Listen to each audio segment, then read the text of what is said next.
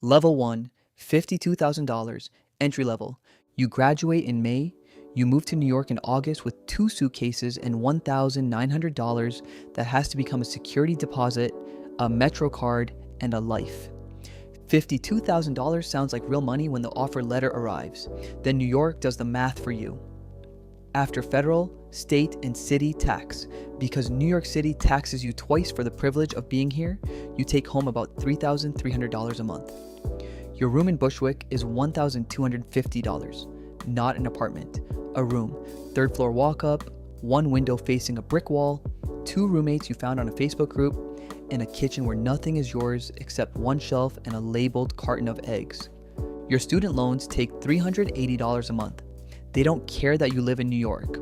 The loan servicer charges you like you live in Ohio and pays you nothing for the difference. You don't own a car. Nobody at this level owns a car in this city. Your car is a swipe. $100 to $32 a month for an unlimited Metro card. And you calculate whether you swipe enough times to justify it. You do that math. At $52,000 in New York, you do all the math. You eat dollar-sized pizza and call it dinner. You walk 40 minutes to avoid a $16 Uber. You go to the free museum nights, the happy hours with $5 beers, the rooftop that's really just a friend's fire escape. You tell people back home you live in New York and they picture something from television. You live in the gap between what they picture and what you have. You don't date? Not really. A date in this city is $80 minimum, and $80 is a week of groceries. You match with people, you talk for a week, and then the logistics of 2 broke people trying to find a cheap third place to meet quietly kills it. You tell yourself you're focused on your career. That's half true. The other half is arithmetic. The first rule, your first New York salary isn't income. It's tuition. The city is the school and rent is the fee, and what you're buying is proximity to everything you don't have yet. Level 2, $64,000. First promotion. 2 years in, the promotion email comes on a Thursday. You read it 3 times. The raise is $12,000, which after tax land as roughly $600 a month, and $600 a month in New York is not a new life, but it's a door. You do the first genuinely adult thing you've ever done with money. You open a brokerage account and you set up an automatic transfer. $400 a month every month into an S&P 500 index fund the day after your paycheck hits. You don't pick stocks. You don't watch tickers. You automate it specifically so your feelings can't vote. The first month, the market dips and your $400 becomes $383. You feel it in your stomach. You almost pause the transfer. You don't. This is the moment, smaller than it looks, where you decide the machine runs on schedule, not on mood. You move. Same neighborhood, better block. Still roommates, but now it's 2 people you actually chose, in an apartment with a living room and a window that faces sky instead of brick. Your rent goes to $1,450. You buy a real mattress, a frame even. You stop sleeping on the floor adjacent thing you bought secondhand in week 1. And the first night on the new mattress, you understand that comfort is not a luxury, it's information about how far you've come. You start dating again, not extravagantly, but you can say yes to a second round without doing division in your head, and it turns out that's most of what confidence is at this level, the absence of visible math. The second rule, $64,000 in New York, is where you stop being carried by the city and start walking on your own. Barely, but on your own. Level 3, $78,000, second promotion, 4 years in. You're good at your job now, actually good. Not new hire eager, but useful in the way that makes senior people put your name in rooms you're not in. Your automatic investment goes from $400 to $700 a month. You don't feel the increase because you raise it the same week the raise hits. Before your lifestyle can claim the money first, this becomes your quiet system. The machine gets its cut before you get yours. Your brokerage account crosses $20,000 and you check it once a month, like checking on a plant that grows whether or not you watch it. Like you meet someone, a real someone. And here's the thing, nobody tells you about money and relationships. It's not that you couldn't afford a girlfriend before, it's that you couldn't afford to be present. At $52,000, every dinner had a second conversation running underneath it. The silent one with the bill. Now, there's just a dinner. Just her. You didn't buy a relationship. You bought the ability to show up to one without a calculator in your chest. But 4 years in, you also see the ceiling. You know what the person one level above you makes. You know what your company pays and what it will never pay. You run your trajectory out 10 years on a spreadsheet at midnight. Same company, same loyal 3% raises, and the number at the end is fine. Fine.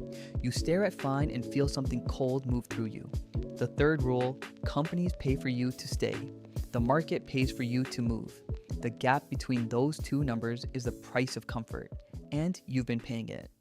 Level 4, $105,000. Year 5, new company. You don't get to 6 figures by waiting, you get there by leaving. The recruiter messages you on a Tuesday. 3 interviews, 1 uncomfortable negotiation where you say a number that scares you and then stop talking. And suddenly, your salary jumps $27,000 in a single move. More than 4 years of promotions combined. Your old manager says he's sad to see you go. He also doesn't counter. That tells you everything about what loyalty was worth. 6 figures, the number you circled in your head at 22, and crossing it feels less like fireworks and more like a room getting quieter. You move again, this time no roommates. A 1-bedroom in Greenpoint, $2,600 a month, and the day you get the keys you stand alone in the empty apartment and listen to the silence and understand that this silence is the most expensive thing you have ever purchased. Every sound in this apartment will be yours. Every dish in the sink, yours. Nobody's scheduled to work around. Nobody's boyfriend on your couch. You didn't buy an apartment. You bought a door that locks with only your name behind it. Your girlfriend helps you move in. She cooks the first dinner in the kitchen and you eat it on the floor because the couch hasn't arrived. And you think, this is what the math was for. The automatic transfer goes to $1,200 a month. You max your 401k match. Your index fund doesn't know you got a new job. It just keeps buying. Every month, boring and relentless, and the balance passes $45,000 while you're busy living. The fourth rule, 6 figures is a door, not a destination. But in New York, it's the first door that closes behind you and actually stays shut. Level 5, $130,000. Year 7, promotion at the new company. You're leading things now. Small things, but things with your fingerprints on them. This is the level where money gets quiet.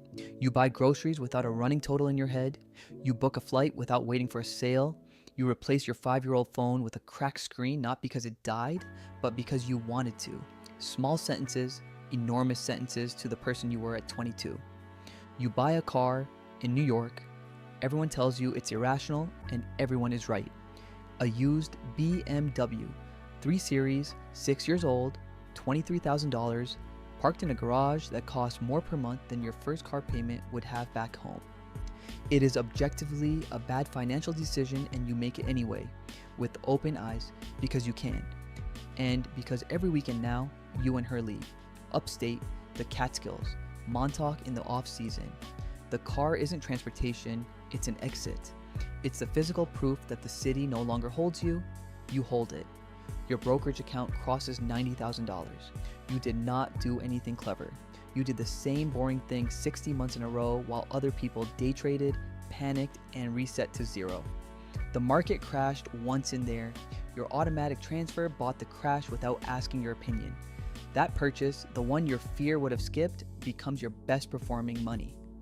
The fifth rule, at $130,000, the smartest thing your money does is the thing you set up years ago and stopped touching. Level 6, $160,000. Year 9. Senior now. The title has the word in it. The apartment upgrades again. A real 1-bedroom in a doorman building, or the floor of a brownstone with light from 2 directions. $3,400 a month. And you notice you didn't agonize over it. That's the change, not the apartment, the absence of agony. She moves in.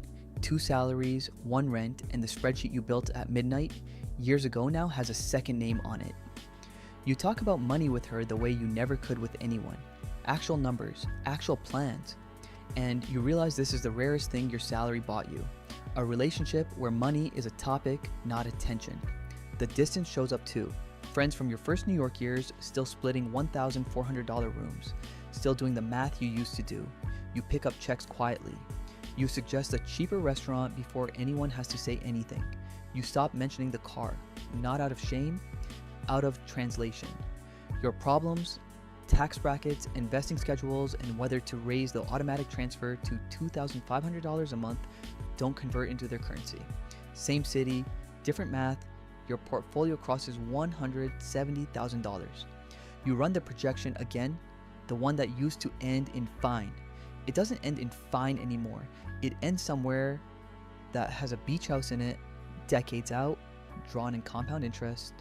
The sixth rule, $160,000 is where money stops being the conversation and starts being the silence between conversations you no longer need to have.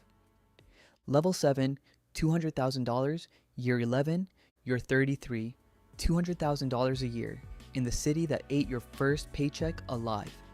It doesn't feel like television, it feels like Tuesday. You wake up in an apartment you chose, next to a person you chose, with a machine you built, moving $3,000 a month into an index fund that has never once needed you to be smart, only consistent. Your net worth crosses $400,000, and the number that actually matters isn't that one, it's the other one, the number of things you no longer think about. The card never declines. The rent is never a question. The gas tank, the metaphorical one, is always full. You could leave this job tomorrow and be fine for 2 years. You don't leave. But knowing you could changes how you sit in every meeting.